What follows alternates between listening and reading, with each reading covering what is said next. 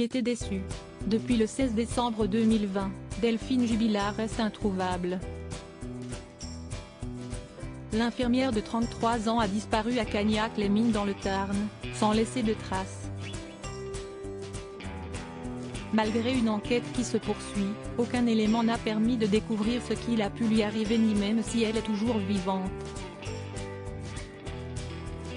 Un rebondissement de taille a eu lieu le 18 juin dernier avec la mise en examen pour homicide volontaire sur conjoint de son mari, Cédric Jubilard.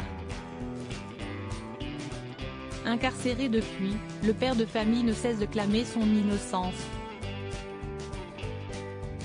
Des proches se sont confiés dans les colonnes de la Dépêche ce dimanche 28 novembre.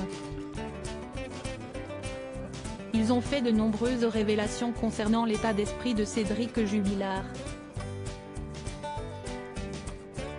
Le couple était en instance de divorce et il pensait que Delphine Jubilard avait un amant.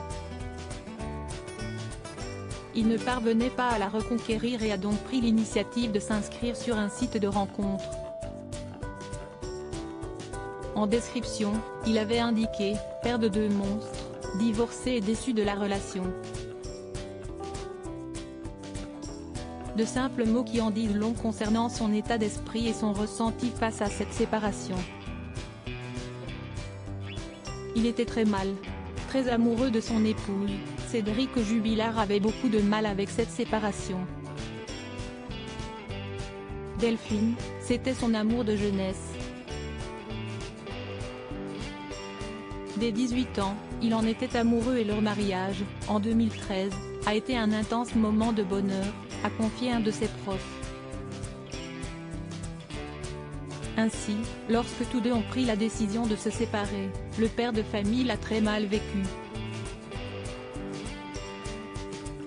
Je pense qu'il vit avec beaucoup de douleur car tout ça est un gâchis et il en est conscient. Je ne veux pas le juger. Il s'est senti délaissé par Delphine que j'ai connue, a d'abord confié Olivier, un autre de ses proches. Quand je vois l'état de leur maison, à moitié finie, elle reflète ce sentiment d'abandon ressenti par Cédric, quelques mois avant la disparition de Delphine. Il ne se rasait plus, se laissait aller.